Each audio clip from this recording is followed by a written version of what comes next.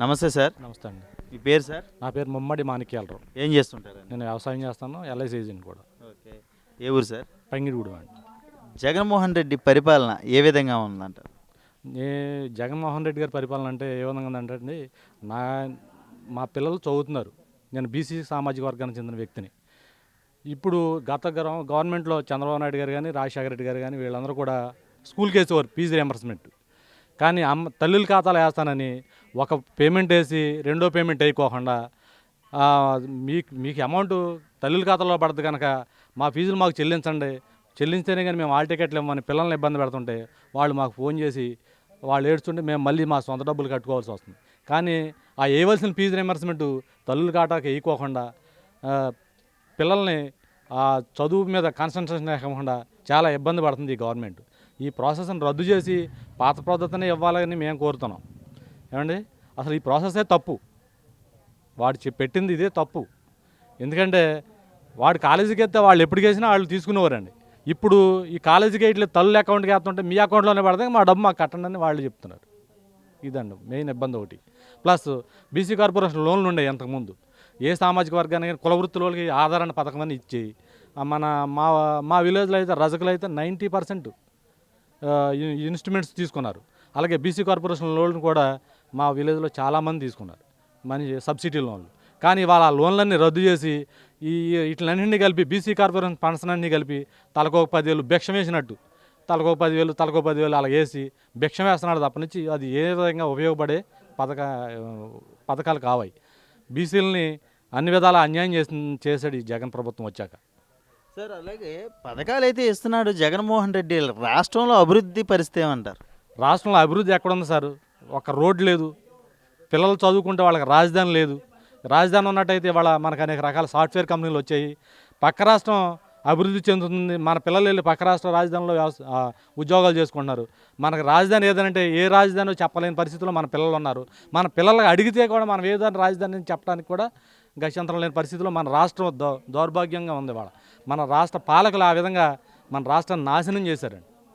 Sir, అదేవిధంగా మీరు పిల్లల గురించి మాట్లాడారు కాబట్టి చిన్న మాట, రాష్ట్రంలో పిల్లల పరిస్థితి అంటే ఉపాధి అవకాశాలు లేక ఈ గంజాయికి, మద్యానికి, కల్తీ మద్యానికి అలవాటు పడిపోయి చాలామంది పిల్లల భవిష్యత్తు పాడైపోయిందని ప్రజల్లో కానీ ప్రతిపక్షాలను బాగా ఆరోపిస్తున్నాయి. దీనిపై మీ అభిప్రాయం?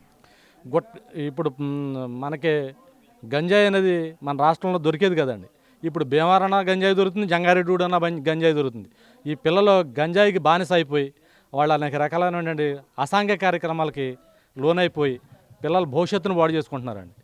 ఈ మద్యం కాలేజీ పక్కన మద్యం షాప్ ఇచ్చాడండి జంగారెడ్డి అన్న మా మండలంలో. అయితే కాలేజీ పక్కన మద్యం షాప్ ఇస్తే కాలేజీ పిల్లలు వెళ్ళే టైంలో వీళ్ళు మద్యం 11 గంటలకు తీస్తున్నారు.